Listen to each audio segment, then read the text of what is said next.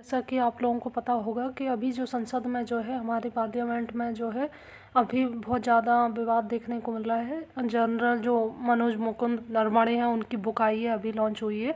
ठीक है, तो उसमें क्या लिखा है उसको लेकर जो है जो राहुल गांधी हैं उन्होंने जो है संसद में 2 पन्ने उनको मतलब पेज पढ़ने थे, वो पढ़ने नहीं दिए मतलब ओम बिरला ने।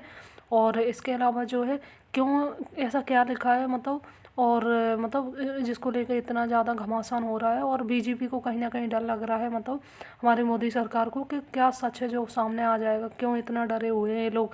कल जो चेहरा था ओम बिरला का वो लायक था मतलब। और अमित शाह जिस तरह से, राजनाथ सिंह, सब मतलब पूरे बीजेपी वाले उठ खड़े हुए मतलब। और पता नहीं क्या ऐसा है जो मतलब वो लोग छुपाना चाह रहे हैं। वैसे तो राहुल गांधी ने जो है अपने जो उनके पास जो जानकारी थी वो अपने जो इंडियन यूथ कांग्रेस जो चैनल है उस पर उन्होंने एक पोस्ट साझा करी है, तो मैं वो आपको बताती हूँ। ठीक है, क्या लिखा है उस पोस्ट में। जो वो वहाँ पे बताना चाह रहे थे वही चीज़ें उनने यहाँ पे जो है लिख के दी हैं। ठीक है, तो पढ़ते हैं इसमें क्या लिखा है।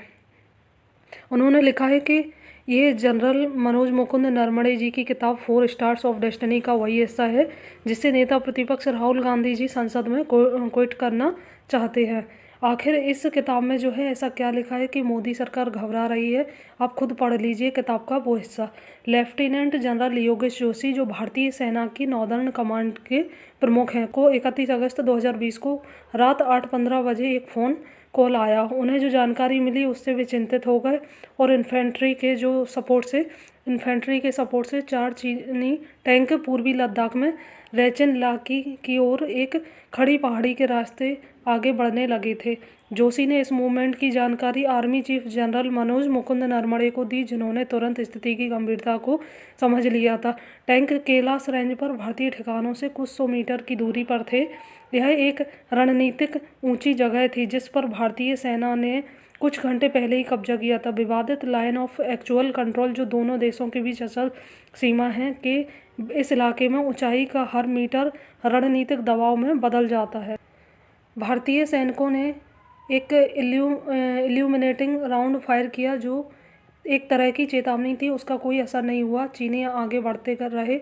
नरवणे ने भारत के राजनीतिक और सैन्य प्रतिष्ठान के नेताओं को ताबड़तोड़ फ़ोन करना शुरू कर दिया, जिसमें रक्षा मंत्री राजनाथ सिंह, राष्ट्रीय सुरक्षा सलाहकार Ajit Doval, chief of defence staff general Bipin Rawat और विदेश मंत्री एस जयशंकर शामिल थे। 4 स्टार्स ऑफ डेस्टिनी में नरवणे लिखते हैं, मेरा हर किसी से एक ही सवाल था, मेरे लिए आदेश क्या है। स्थिति तेजी से बिगड़ रही थी और स्पष्टता की ज़रूरत थी। मौजूदा प्रोटोकॉल के मुताबिक नरवणे को साफ आदेश था कि जब तक ऊपर से मंजूरी ना मिले तब तक गोली ना चलाएं। ऊपर से कोई स्पष्ट निर्देश नहीं आए। मिनट बीतते गए। रात 9:10 पर लेफ्टिनेंट जनरल जोशी ने फिर फ़ोन किया। चीनी टैंक आगे बढ़ते हुए दर्रे से 1 किलोमीटर से भी कम दूरी पर आ गए थे। रात 9:25 पर जो है नरवणे ने राजनाथ को फिर फ़ोन किया, स्पष्ट निर्देशों के लिए पूछा, कोई निर्देश नहीं मिला। इसी बीच PLA commander major general Liu Lin का एक मैसेज आया। उसने हालात को शांत करने का प्रस्ताव दिया। दोनों पक्षों को आगे बढ़ना बंद कर देना चाहिए और अगले दिन जो है 9:30 बजे पास पर स्थानीय कमांडर अपने 3-3 प्रतिनिधियों के साथ मिलेंगे। यह एक उचित प्रस्ताव लग रहा था। एक पल के लिए ऐसा लग रहा था कि कोई रास्ता निकल रहा है।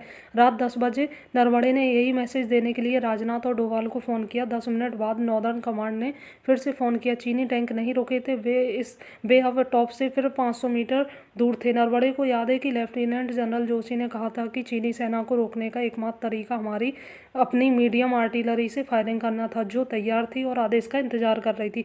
पाकिस्तान के साथ लाइन ऑफ कंट्रोल पर आर्टिलरी की लड़ाई आम बात थी, जहां डिविजनल और कोर कमांडरों को ऊपर किसी से पूछे बिना हर दिन सैकड़ों राउंड फायर करने का अधिकार दिया गया था। लेकिन यह चीन था, यहाँ बात अलग थी। पीएलए के साथ आर्टिलरी की लड़ाई बहुत नाजुक स्थिति में बदल सकती थी। मेरी स्थिति नाजुक थी, नरवणे लिखते हैं। कमांड जो सभी संभावित तरीकों से फायरिंग शुरू करना चाहता था।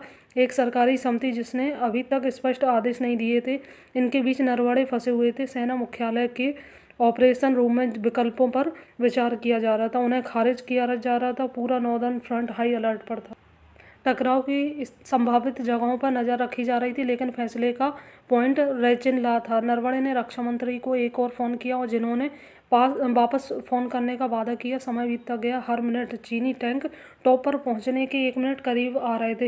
राजनाथ सिंह ने रात 10:30 बजे वापस फ़ोन किया। उन्होंने प्रधानमंत्री नरेंद्र मोदी से बात की, जिनके निर्देश एक ही वाक्य में थे, जो उचित समझो वह करो, यानी जो आपको ठीक लगे वह करो। यह पूरी तरह से एक सैन्य फैसला होने वाला था। मोदी से सलाह ली गई थी, उन्हें ब्रीफ किया गया था, लेकिन उन्होंने फैसला लेने से मना कर दिया था। नरवणे याद करते हैं, मुझे एक गर्म आलू पकड़ा दिया गया था, अब पूरी जिम्मेदारी मुझ पर थी। तो दोस्तों, आप लोगों का क्या राय है इस बारे में, आप लोग जो है कमेंट करके ज़रूर बताएं। ये मुद्दा वैसे तो फिलहाल में बहुत ही ज़ोर शोर से चल रहा है। आप लोग क्या सोचते हैं वैसे, मतलब ये एक तरह से गवर्नमेंट की जिम्मेदारी बनती है इस पर फैसला लेना, लेकिन इसमें जो है उन्होंने पूरा सेना के ऊपर छोड़ दिया कि आप जो चाहें फैसला ले सकते हैं। मतलब सरकार फिर किस काम की, मतलब सरकार ये फैसला नहीं ले पा रही है तो देश कैसे चलाएंगे। इतनी बड़ी सरकार को लेके बैठे हैं, इतने लोगों की जिम्मेदारी, तो ये मतलब गवर्नमेंट की जिम्मेदारी बनती है, मोदी सरकार की बनती है, पर वो जिम्मेदारी ही नहीं लेना चाह रहे, तो फिर इनको मतलब इतने बड़े पद पे भी नहीं रहना चाहिए, कोई मतलब का नहीं है। आप लोग क्या सोचते हैं, कमेंट करके ज़रूर बताएं अपनी राय।